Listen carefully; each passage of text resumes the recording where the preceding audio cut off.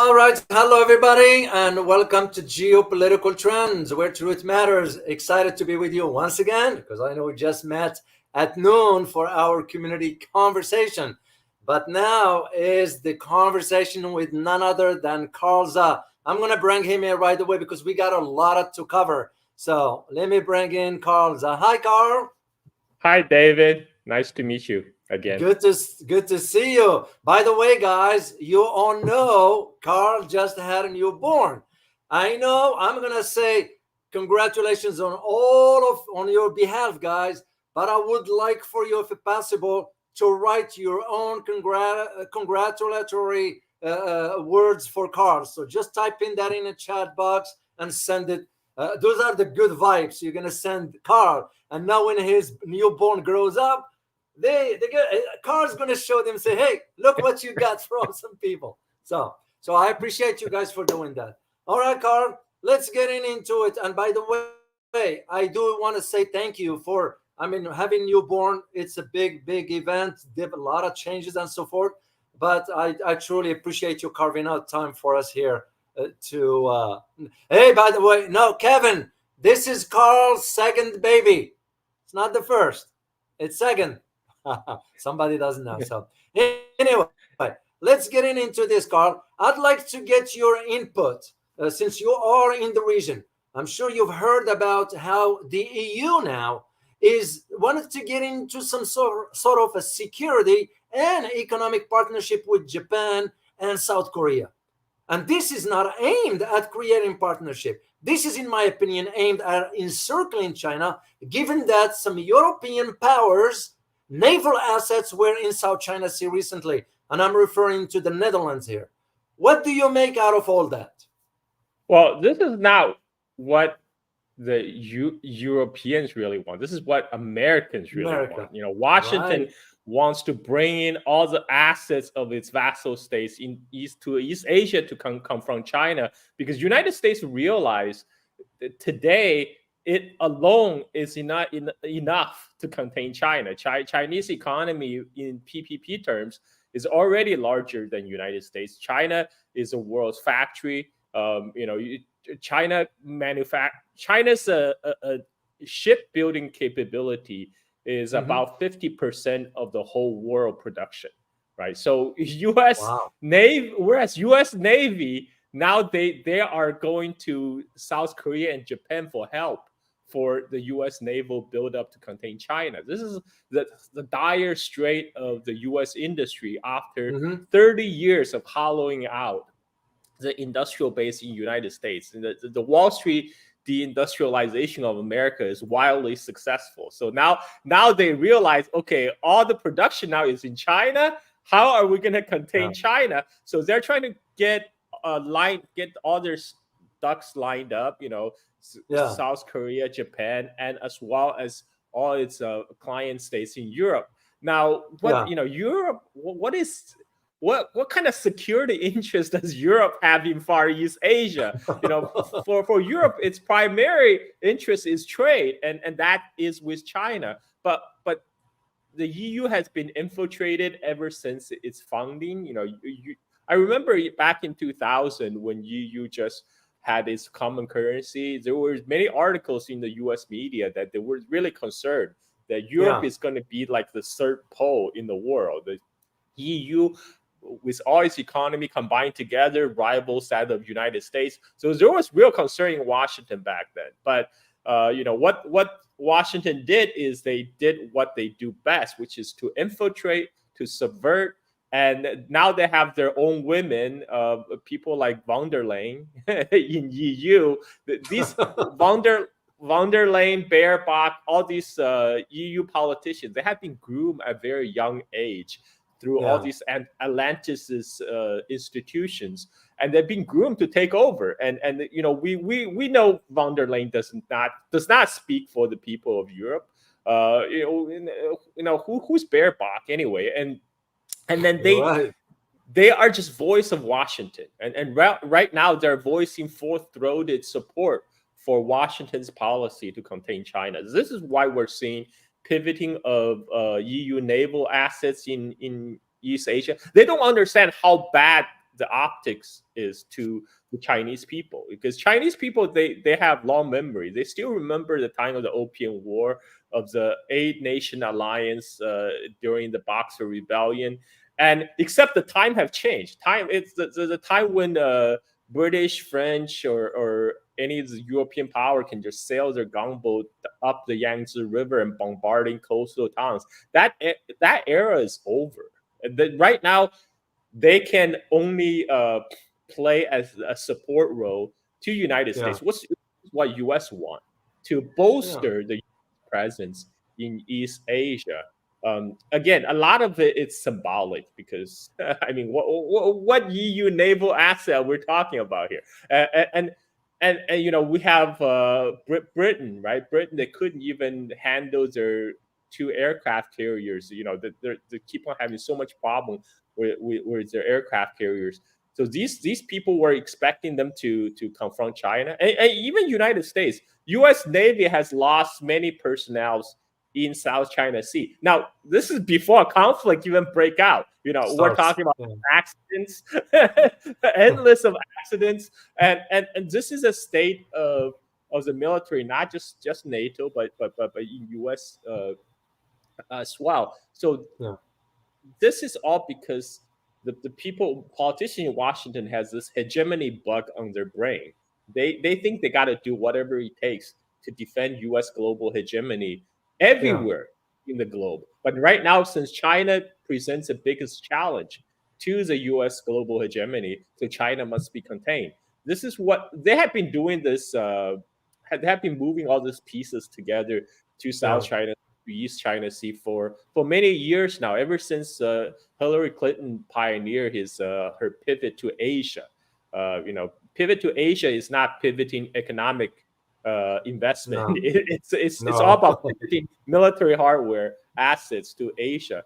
But my take is that it's for Europe, it's a show of allegiance to United States, to Washington. You know, to send some symbolic support. Yeah. But in the on the China side of things, the China understand how this dynamic is played. That's why China has been inviting European leaders to visit China. Even von der Leyen came to China, and then China is showing everybody it's open to business. That's why recently China has extended visa-free policy to many European countries. You know, now if you're Okay. citizens of Ireland, Spain, Italy, France, Germany, you can go to China visa free for 30 days. And this is for people, for European people have a chance to visit China, to see the China without the filters and lens of the Western Yeah. media, and to realize China is not their enemy. Yeah. And I see your point, Carl, and spot on. Because the EU doesn't have any sort of security structure to even be talking about. But you and I know that the EU is nothing but an extension of NATO in a different setting and all that.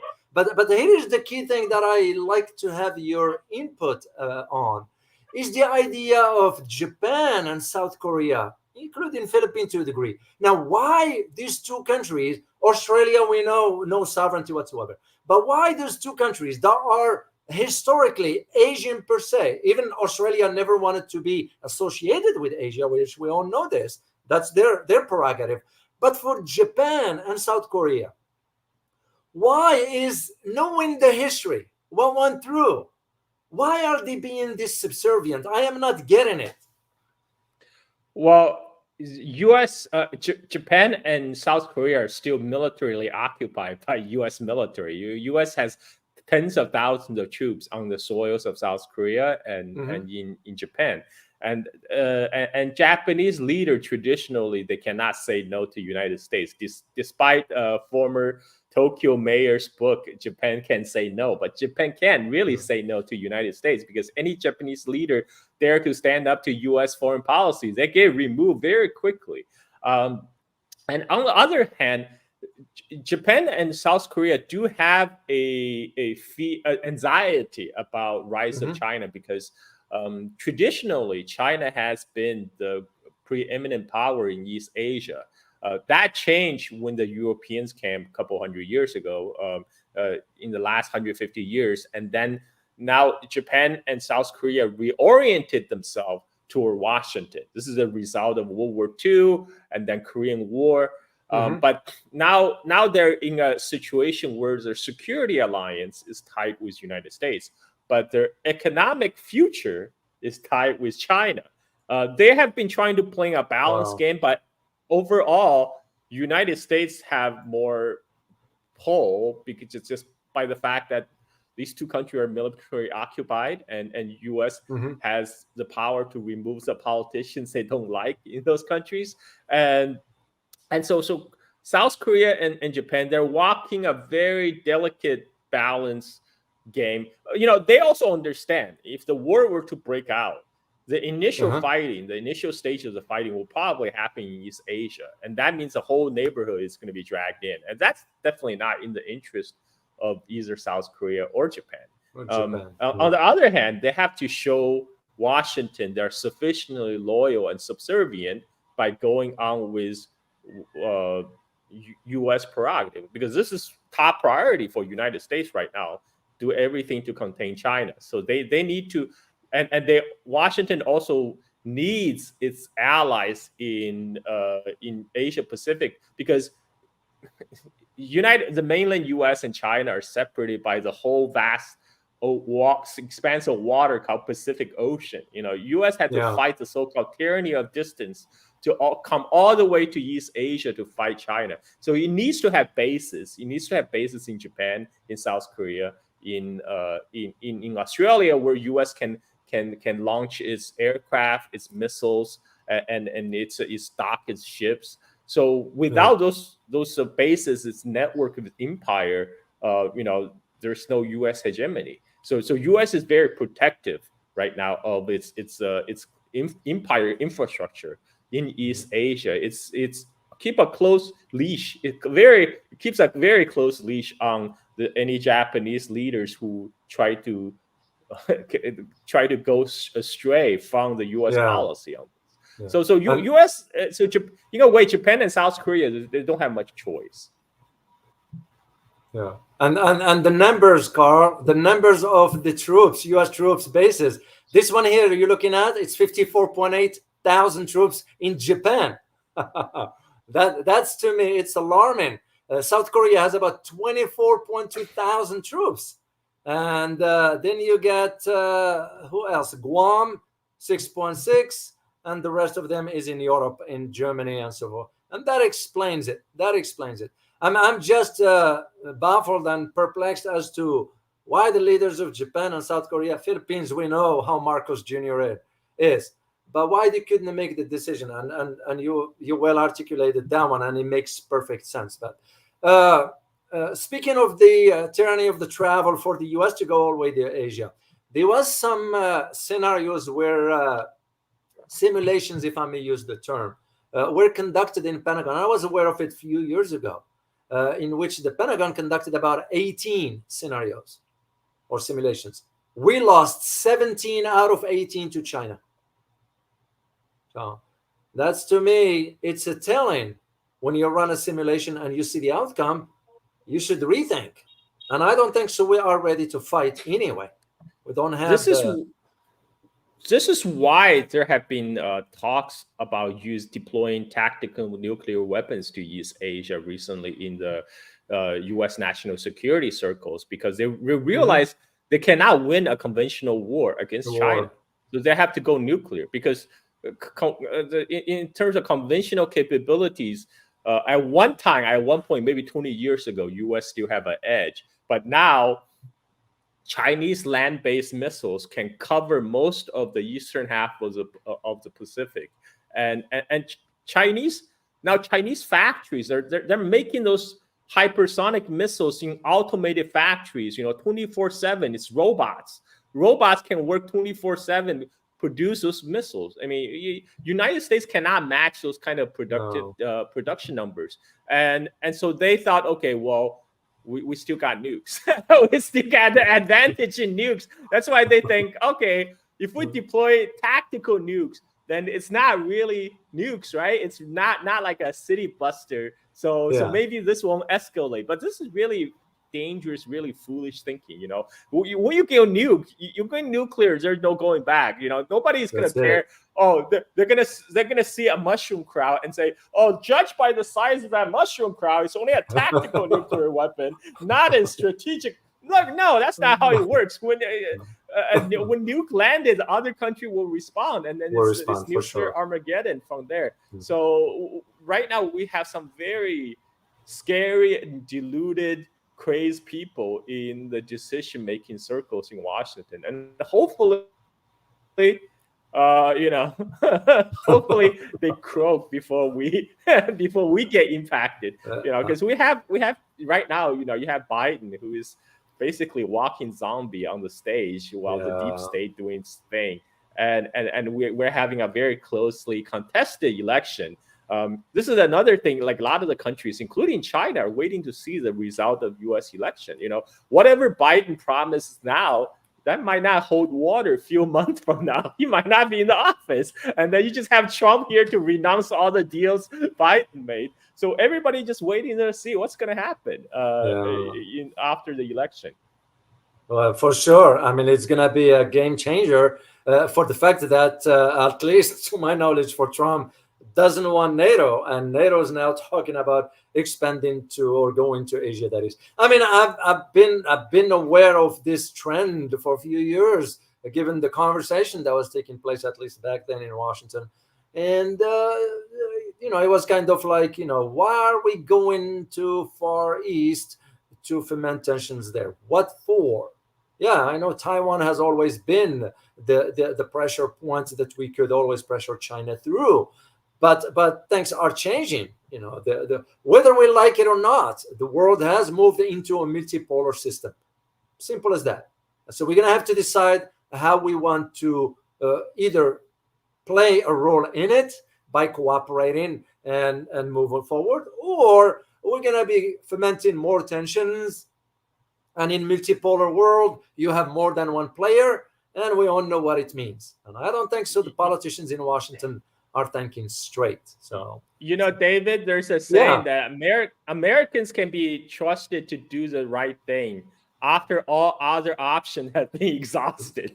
So right now, they're still trying every other options right now because they're desperate. They're desperate to preserve the U.S. hegemonic status. So they're just throwing shit on the wall and see what sticks at this point. Yeah. Well, on a serious note, Carl, there is a big concern in Washington that, like, hey, we're losing our grip on the global order. Well, it's a reality. We just have to come to terms with that reality.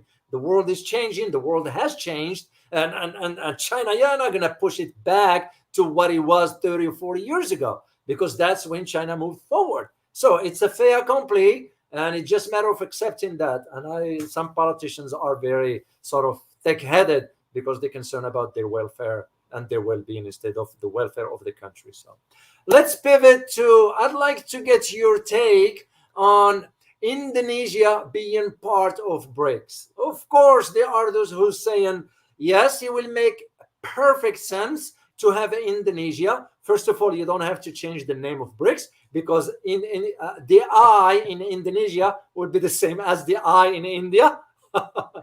And others are saying, others who are saying, well, hold on a second, is because Indonesia itself is studying this proposal. Where do you see this going, Carl? Will it be beneficial for India to join under this kind of climate, or wait? Well, Indonesia is playing this game very carefully because Indonesia has its own very strategic position in Southeast Asia. It's the most populous country in the Southeast Asia. It's the fourth largest country by population in the world, just behind China, India, and United States. And Indonesia's economy is growing thanks to the increasing integration with the Chinese economy. So Indonesia is expecting more investment coming to China. Joining BRICS makes perfect sense, but United States is very jealous of its own, Ah, guarding its own position in Southeast Asia. You will be very wary if the largest, most populous country in Southeast Asia suddenly throwing its lot with BRICS. So US is also applying a lot of pressure, and Indonesia don't want to necessarily Indonesia do not want to offend United States unnecessarily, right? yeah. So what Indonesia is doing is, again, also playing a game of balance, because he wants to maintain a open relationship with China and Hmm. United States, Hmm. and so right now, even though Indonesia is not officially in the BRICS, but it is receiving a lot of the Chinese investment into the country to develop the infrastructure. So it's already enjoying a lot of the benefits of being in the kind of the within the gravitational pull of the Chinese economy. So joining BRICS at this point, uh, it's more a symbolic move that might trigger United States, because U.S. government is very sensitive right now. They're very Wow. sensitive about BRICS, multipolarity, that kind of thing, and so that's why Indonesia has adopted this kind of go slow approach. It's in talks, is Hmm. studying joining the BRICS, is hold that door open, and at the same time, it's not rushing into signing up, because for the fear of offending Washington unnecessarily, because U.S. is very sensitive about these kind of things, because the U.S. really thinks like, oh no, BRICS is gonna replace, it's gonna replace the U.S. hegemony across the world. If any country joining BRICS, or signing on with the Belt and Road Initiative, that's like that's, you are against us. You're not with us. Then you're against us. So Indonesia is saying, okay, we play ball with you, but let me continue my trade relationship with China. Wow. Well, it's the world is changing, and the U.S. will have to change with it, whether we like it or not. I mean, this country is going to move forward. And speaking of that, now while we're talking about Indonesia, now will it be the same argument you just made? Will apply to Malaysia and Singapore? I just got a word, Carl, that there is a conversation inside Singapore right now about joining BRICS. The same could be made in the case of, Hmm. hey, you'll be better off with having the likes of Indonesia, the likes of Thailand, the likes of Singapore. Malaysia is give or take, given the issues of corruption that exist in the country, and we all know aware of it. So will the same argument hold you just made? Will it hold in So case of Singapore and Malaysia? Singapore Prime Minister actually recently gave a address which talk about this issue. He's basically saying, "Hey, look, if we align ourselves with China, then all the Western country will see, oh, Singapore, they're going along with China because Singapore is majority ethnic Chinese, and because Singapore is able to maintain its position in Southeast Asia as kind of like the majority ethnic Chinese city state, it survived as a entry port, Mm-hmm. because it's located at a very strategic point of Strait of Malacca, where all majority of the world's shipping traffic goes Shipping, through, yeah. including like most of the traffic going to and from China.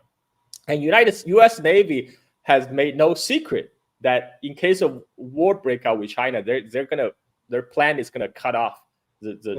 the shipping flow at the Strait of Malacca. So for Singapore, United States know it's a very strategic point. U.S. and Singapore has a security agreement. For a long time, Singapore aligned itself with United States to they saw U.S. giving them a security guarantee in Mm-hmm. Southeast Asia, because Singapore, they're worried about being swallowed up by their larger neighbors like Yeah. Malaysia, and so they align.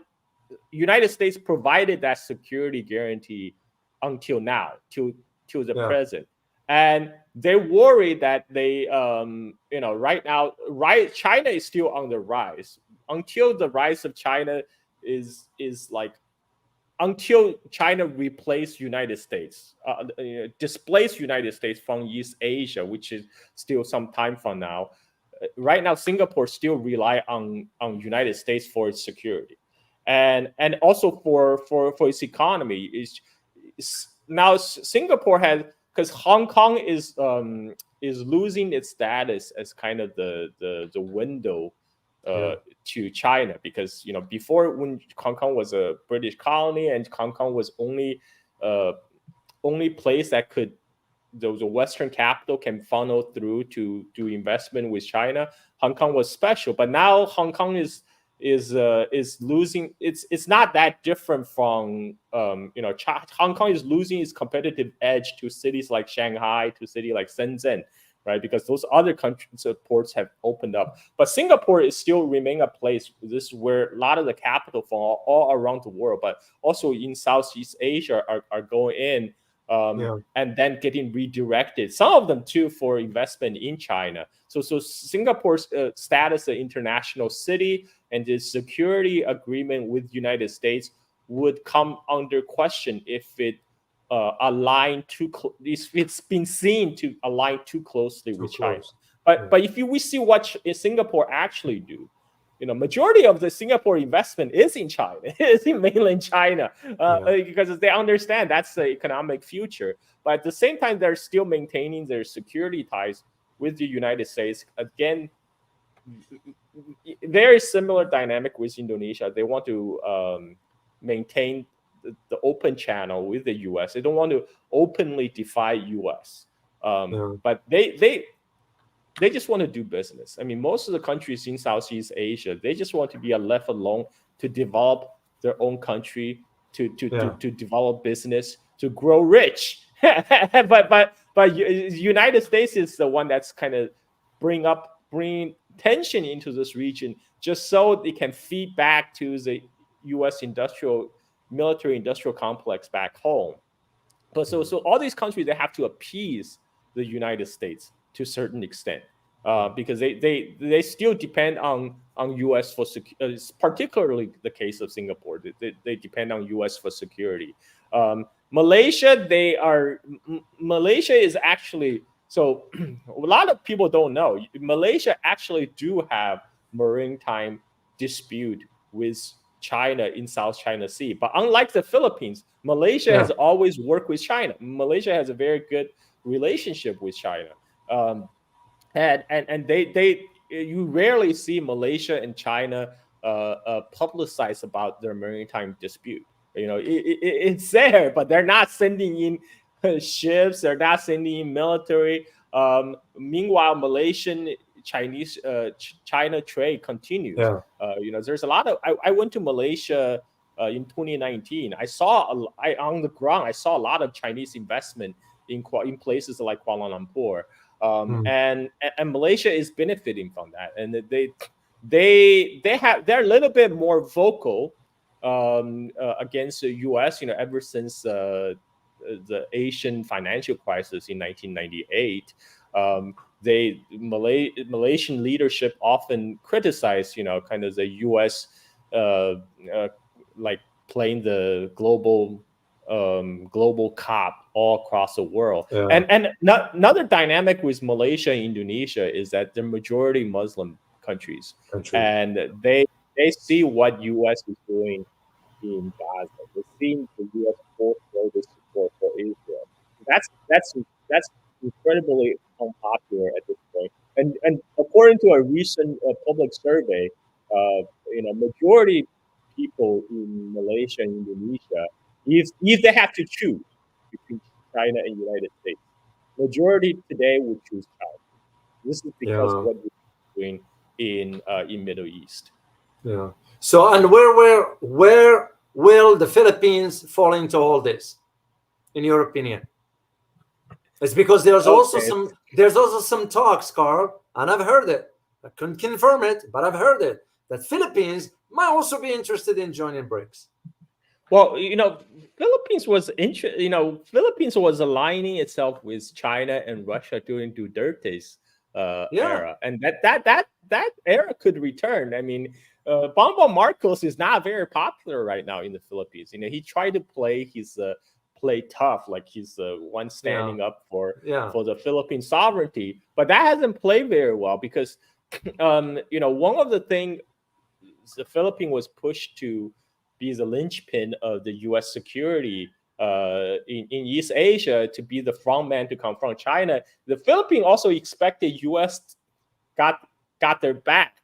But what happened was Blinken went to Philippines and says, U.S.-Philippines security agreement covers everything, including South China Sea. But then after the recent tensions flare up in the Second Thomas Shaw between the Chinese Coast Guard, the Philippine Navy, suddenly U.S. is backtracking and saying like, oh, the U.S. Philippine security agreement referred to the borders of the pre-1951 Philippine borders, which would not include South China Sea. Because they know if they have to revoke that article, they have U.S. have to go to war. They have to go to war with China, and U.S. is not. U.S. is more comfortable doing proxy war like Ukraine. Let other people to fight and die and lead for American interest. And this is why right now there's a lot of to do about nothing in the South China Sea right now, because at the end of the day, United States is not going to stand up for the Philippines. They're not going to push the Marcos to the forefront in its crusade against China. But when the chips are down, U.S. is like, you are on your own, man. I don't know about that part. Maybe I'll help you on something else. And this is, a lot of the Filipinos are watching this. They also understand this dynamic. So this is why Bongbong Marcos is not doing so good in the public opinion poll inside the Philippines. So conceivably, if someone like Duterte were to make a comeback in the Philippines, I can see Philippines eventually come back to the fold.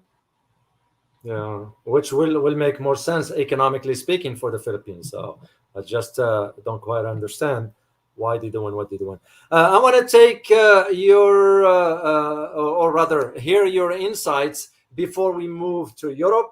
I'd like to have your inputs about the recent visit of the Russian president to North Korea and Vietnam. I take specific interest in Vietnam. Of course, the North Korea, I'm very familiar. I've been following the relations between the two countries for 3 or 4 last decades or so. The one in Vietnam, I am very, very interested in hearing your take on it. And correct me if I'm wrong, Carl. This has to do with reestablishment of old alliances? So Vietnam and North Korea, they have a traditional tie with Russia that dates all the way back to Soviet Union, right? The Soviet Union supported both Vietnam and Korea in the War of Liberation against Americans. During Korean War, the Soviet Air Force actually sent in their own pilots to fight over the sky in North Korea in the secret air war. They would paint the MiG planes in the Chinese colors, and the Soviet pilots will dress in the Chinese uniform, and then they will join the air war. There's an area around the Yalu River that was called MiG Valley. That's where a lot of the Soviet planes, Air Force operated. And the Soviet Air Force also playing a pivotal role in training the first generation of the Chinese Air Force who participated in the Korean War. And in Vietnam War as well, Soviet Union provided a lot of the materials to Vietnam during the Vietnam War, or in Vietnam, what they call the American War. And that relationship never stopped. One of the reasons North Korea had a difficult time after the collapse of Soviet Union is because their economy has been integrated with the Soviet bloc. And when the Soviet economy collapsed, that's when North Korea was not getting enough fuel for its tractors, for its farm equipment, and it's not able to buy grain. And this is why North Korea had that famine in the early 90s. This is basically a result of the Soviet collapse. And And Vietnam, they source most of their military equipment from Soviet Union and then Russia. Russia. For example, okay, but let me do one country at a time. So North Yeah. Korea, they had an interest to continually work with Russia because for decades, North Korea was placing under intense sanction by United States through UN, and they call North Korea the hermit kingdom, like North Korea wants to close itself off. No, North Korea is being closed off because your sanctions, and so North Korea has an interest to break through that isolation. And when Russia itself has been placing under sanction, there's nothing to stop Russia and North Korea to carry on a normal relationship. And North Korea also has large stockpiles of conventional artillery shells, which is much needed on the battlefield of Ukraine right now. We all know the problem of United States to produce enough artillery shell, 155 millimeter artillery shells for Ukraine in this war because U.S. have deindustrialized. But North Korea still maintain an industry and they still have a large stockpile of artillery shells and missiles they could send to Russia, and that happened after the Putin visit. And so these two have a traditional friendship, but they also have the current geopolitical reality also make the two work together. Now Vietnam, they always maintain their friendly tie with Soviet Union, and in fact, the 1979 Sino-Vietnamese War happened because Vietnam decided to choose Soviet Union after the Sino-Soviet split. Yeah, because through Sino-Soviet split happened relatively early on in like late 50s, early 60s. But throughout 1960s, both China and Soviet Union supported Vietnam in its war against Americans. But after after the liberation of Saigon in 1975, and that's a point when Vietnam had to face a choice. They have to choose between China or Soviet Union in the aftermath of Sino-Soviet split. Vietnam made the decision to go with Soviet Union because Soviet Union in 1975 just was much bigger power. It could provide much more material support, and that led to the deterioration of ties between China and Vietnam. That's eventually led to the 1979 Sino-Vietnamese War. But Vietnam never, their tie with Soviet Union only became stronger after that. In 1979, just before the Sino-Vietnamese War, actually, Vietnam signed a mutual defense treaty with Soviet Union. So what that means is Vietnam's weapon systems, they all come from Soviet Union. And later, Russia, they come from Russia. Now, this is important because, and United States understands this. This is why U.S. is always trying to push to sell its weapon system, not only to further the interest of U.S. military-industrial complex, but once you sell weapon to a country, you tie the country's security elite to your own interest. Because when United States sell weapons to South American country, for example, then these South American countries have to send their officers, their personnel to United States to train, to learn how to operate this equipment. And this relationship builds up over time. And this is how U.S. gets its fingers in all around the globe. And so Vietnam, they still, because its own industry is not at the point where it could satisfy its own security needs. So you need to buy weapons from elsewhere. And it has stuck with the Russian-made weapons. And this also reinforced its ties with Russia. This security needs. The U.S. is also trying to push its own weapons with Vietnam, but Vietnam already have a traditional supplier. It's very expensive to maintain multiple weapon platform. Because the NATO platform and the old Soviet platform, they don't. It's a lot more. You have to basically maintain. You pay double for the maintenance. Yeah. It's a lot easier to stick with one system. So Vietnam decided to stick with the Russian weapon system, which has shown its effectiveness in the Korean in the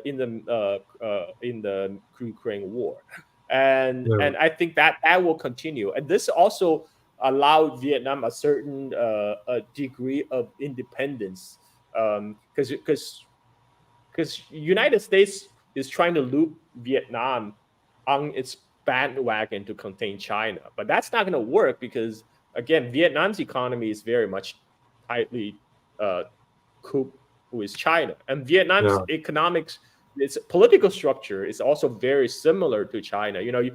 I lived in Southern California in Huntington Beach for a while. I still see like United States still have like those Vietnamese broadcasts, to into Vietnam about like to foster regime change, to overthrow the Vietnamese government and all that because Vietnam's communist. So Yeah. in the meantime, United States also want Vietnam to help it to contain China. So Vietnam's like, okay, why do I need to why do I need to be your palm, your foot soldier? We can just continue to do business with China. And in the meantime, Vietnam's security need can be met with its relationship with Russia by sourcing those, continue to source with Russian weapons. So this is what Putin's visit does: is to reinforce the traditional ties and the existing ties with these two countries. Yeah. Well, certainly the West didn't like this because I just read the statement by the European chief foreign policy, the idiot Borrell, the garden guy.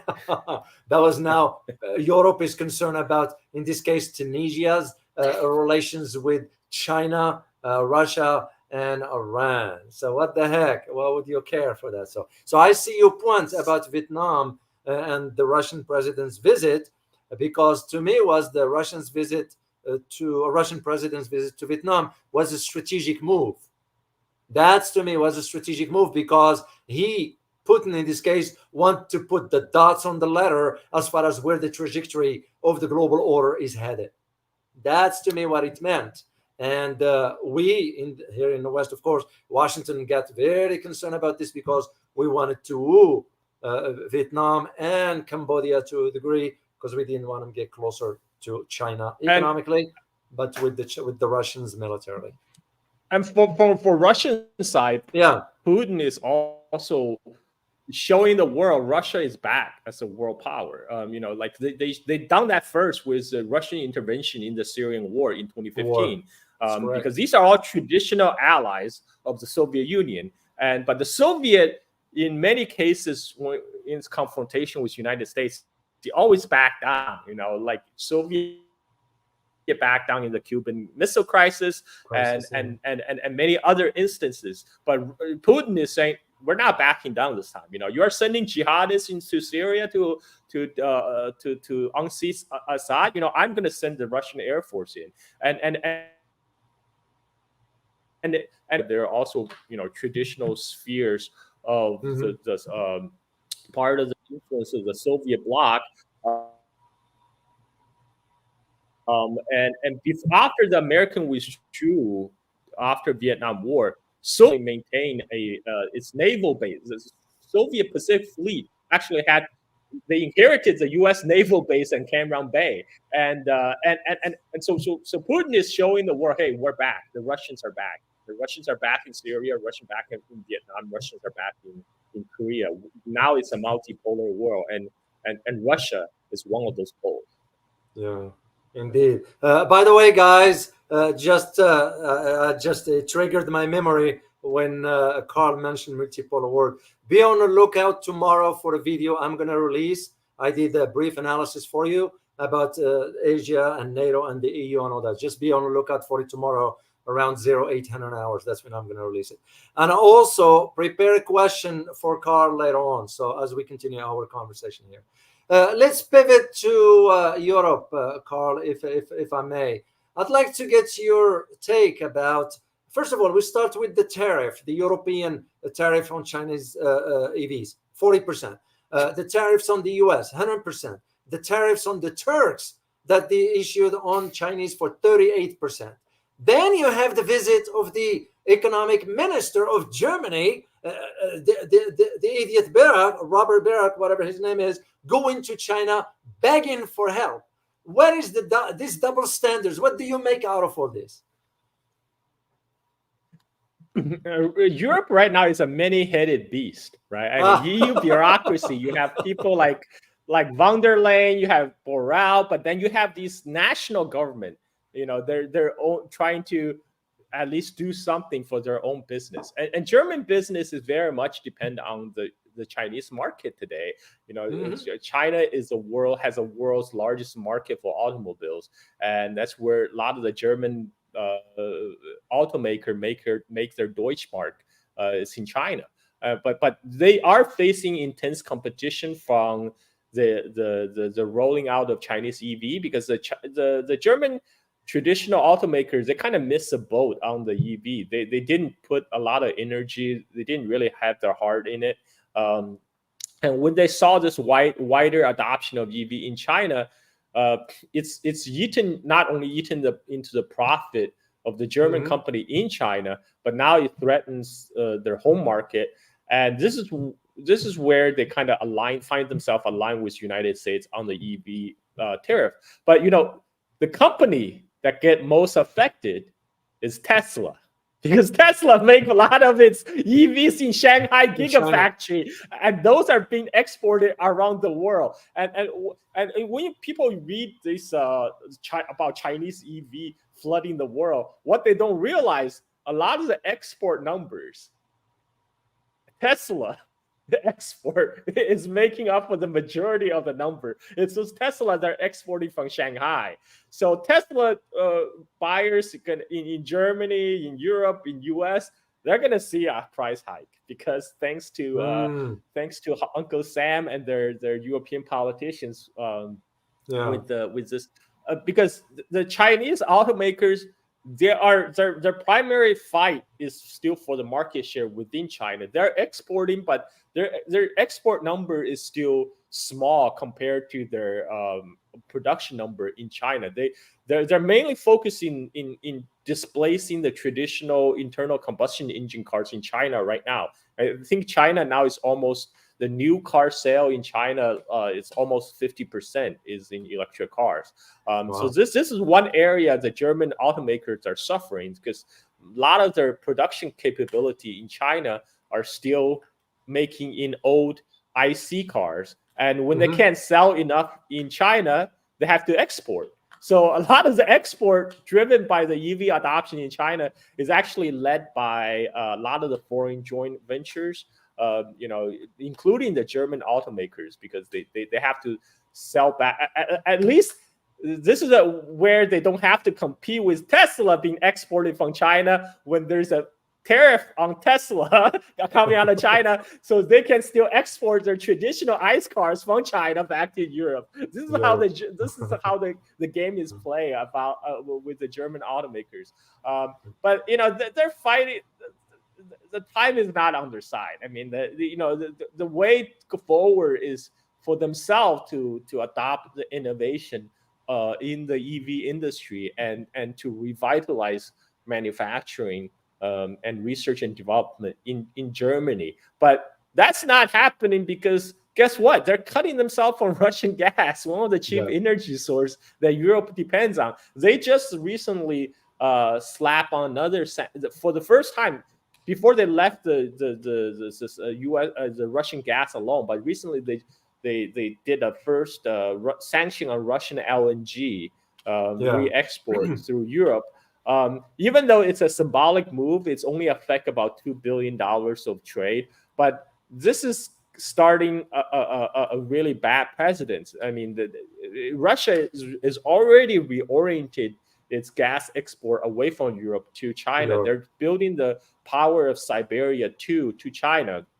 And the current Russian gas export to China is through Power of Siberia 1, which takes the natural gas in central Siberia, pipe them to China, the closest market. But Power of Siberia 2, the gas field, they're building it from is a Yamo gas field in the Russian Arctic, which normally would have piped the gas through Nord Stream to Germany. To But Germany. with the Nord Stream shutting down, now the Russians are doubling the effort to build the complete power Siberia too. So all that gas field in the Arctic, in the Yamo Peninsula, once the powers of Siberia 2 complete, it's going to cut across all the way through Siberia and pipe into China, and no more gas for Europe.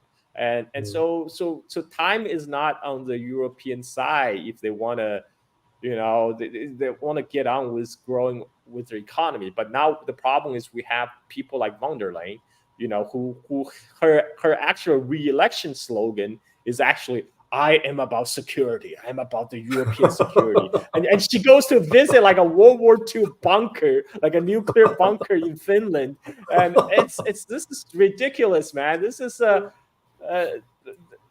she has to do this to show Washington, hey, I'm your woman. I'm your spokeswoman. I can be relied upon.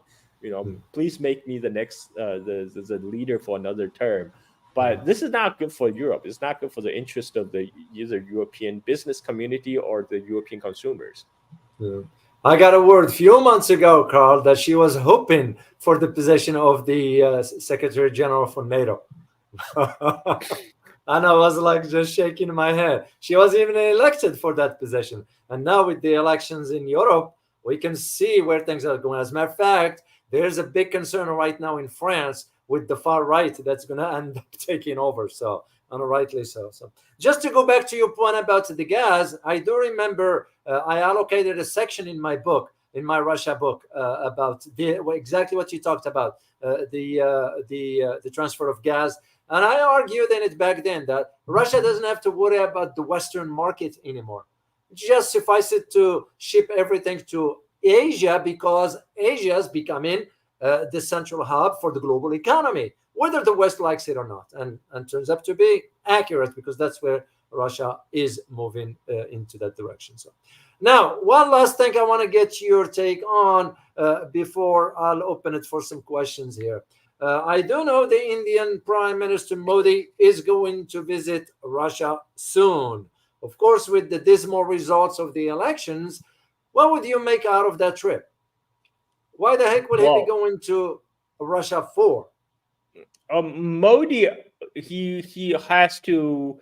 Well, India is playing this kind of the middleman, right? He's he's 1 foot in the BRICS and 1 foot in with alignment with the Western camp.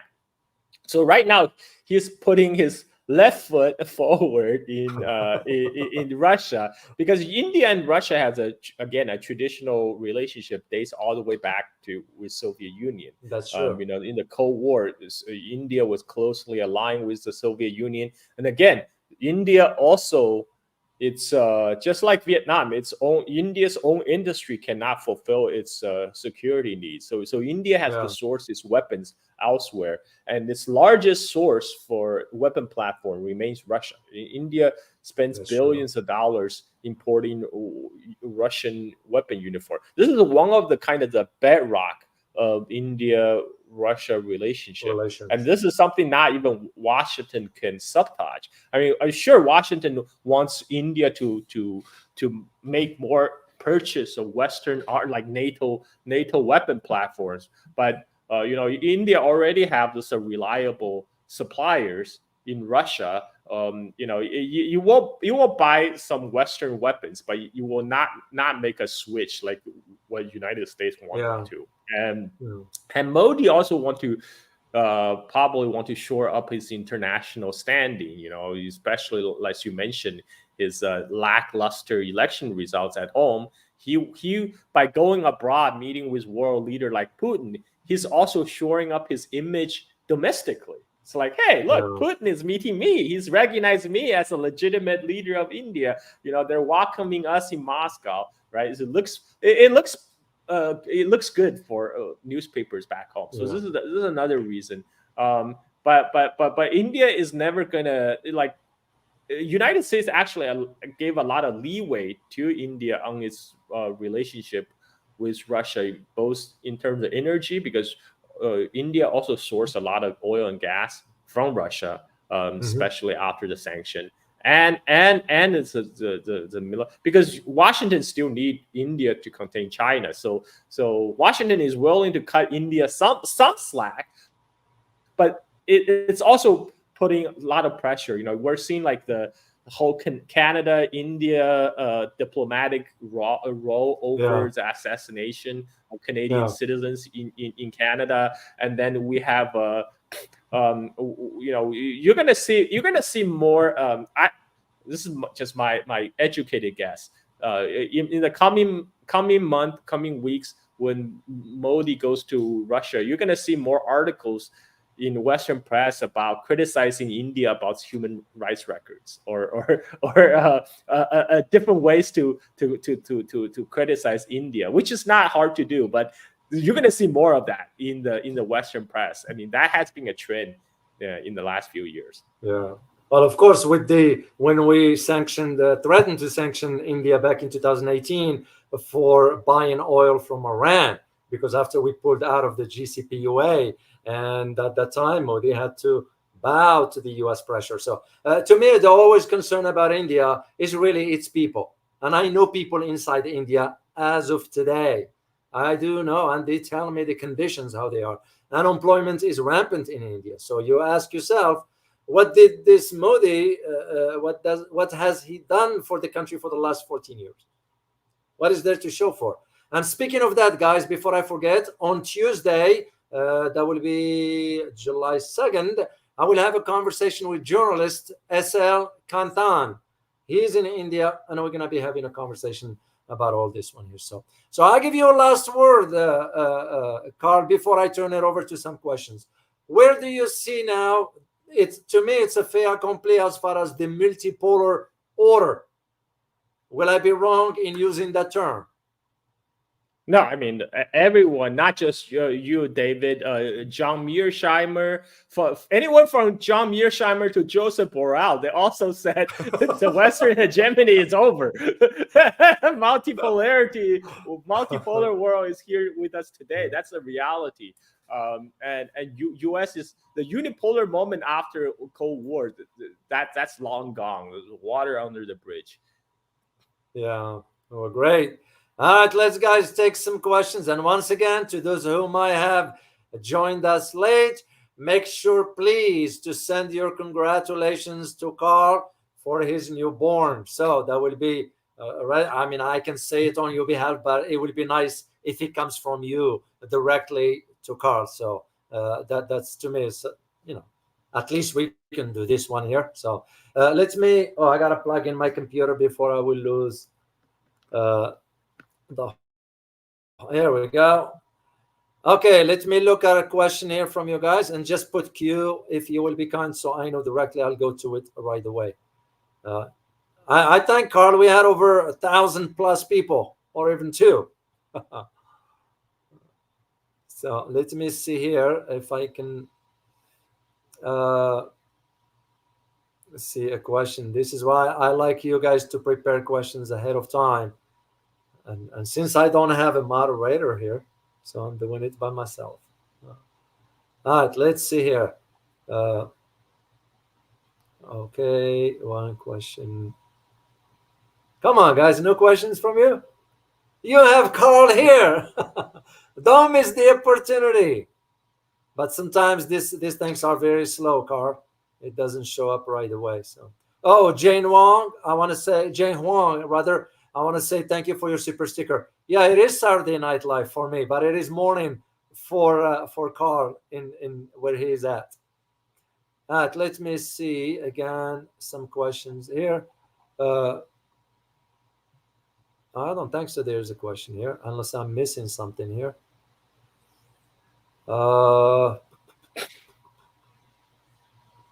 Yeah, I don't see any here. Well, here is question. Here is question from Johannes Dama. Thank you very much for your question. Is it necessary for Indonesia to join BRICS? Indonesia just signed defense pact with India, France, Brazil, Cambodia, United Arab Emirates, and trading with China. We'll have August with Russia. Those are BRICS countries. What do you think, Carl? Yeah, I mean, Indonesia is basically BRICS in everything but name at this point. I mean, Oh, so, but what they are concerned is by making to announce the world is by formally joining BRICS is going to trigger some nerves in Washington, mm, because people in Washington are very sensitive nowadays about anything about multipolarity and BRICS. So they rather not to upset the apple cart at the moment. They're doing this go slow approach. Meanwhile, reaping all the benefits by having all this economic relationship with the BRICS countries. wow, interesting. I want to say thank you here to Lee Man. Thank you very much for your super sticker. Truly appreciate it. And I'm gonna look for one last question before we let Carl go. Now that there is a new baby in a picture, Carl doesn't have enough time. Here's a question for you, Carl, from Phil. Carl, do you see the China EV tariffs being used to fund the electrical grid upgrades? Ah, I'm assuming they're talking about fund the electric grid upgrade inside United States. Come on, that's how not how U.S. works. A lot of the U.S. Yeah. electric grid is privatized anyway. I mean, like those companies. What's U.S. How is U.S. government going to incentivize them? I mean, cut them more tax breaks. Yeah. I mean, give them more tax breaks. They're probably just going to use it as a stock dividend or something to pay back their investors. I don't see unless something fundamentally changed in Washington. I don't Yeah. see they seriously invest in the infrastructure in United States because in US it's a structural problem. It's not a it's not a issue of tactics. It's a whole system needs change, and I don't see that happen anytime soon. Yeah. And given what happened in Texas a few years ago, we got the issue with the grid couldn't handle when it gets very very cold, and a lot of people lost power. I lost power in my house at that time, and I had to move the family out. I stayed in the house because I had this military sleeping bags, so I ended up sleeping in a house with no heat, and didn't matter for me. So, one more question here from Hong Guang. As Japan sold its American bonds, I heard that China purchased some more American bonds and stopped buying gold. First time in many moons. Your view on this? I didn't hear that. I need to check I on. mean, if you look at the long-term trend, Yeah, I mean, at least for the past 5 years, the yeah, trend is still Japan and China are cutting back on their treasury holding, and hmm, and it's been the lack has been made up by other countries. I don't think there's a break from the secular trend. I mean, the big trend is still China will continue to reduce its yeah. treasury hold. I mean, it already went down from like 1.4 trillion to 700 billion. I mean, that's a huge decline. It's almost half. So I I think it's going to continue. I Yeah, mean, a short-term spike that might it's like stocks. Sometimes the stocks goes up a up little and bit down. before it falls down again. It doesn't mean anything. I mean, yeah, it's just a blip. Great. Last question, and this is the last one here. This is for you, Carl. Congrats, Carl. What will be the nationality of the baby?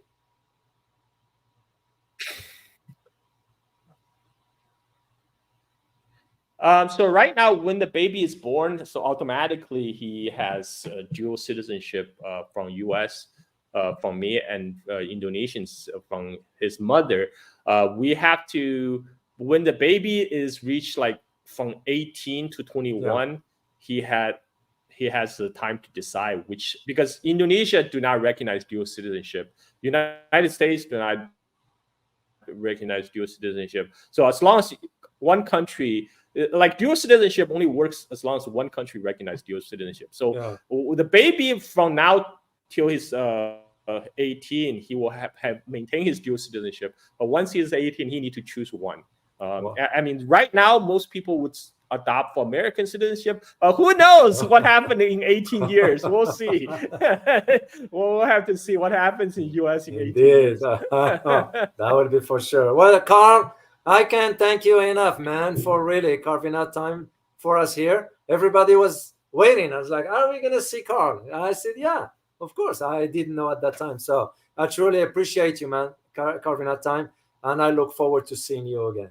And once again, congratulations on the newborn. All right, Carl, you take care, brother. Thank you.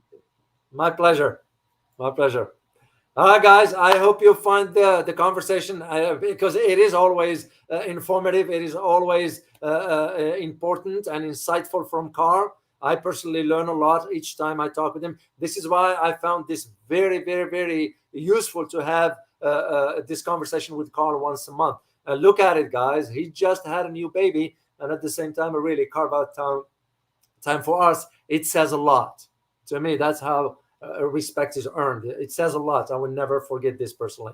So remember to check out the analysis that I will release tomorrow for you, and I will look forward to seeing you on Monday at 12:15 for our conversation in a live stream about Bolivia. I just got some info last night, and I'm glad I didn't talk about it earlier, because I wanted to wait and confirm who was behind the failed coup. So you'll be surprised to find out.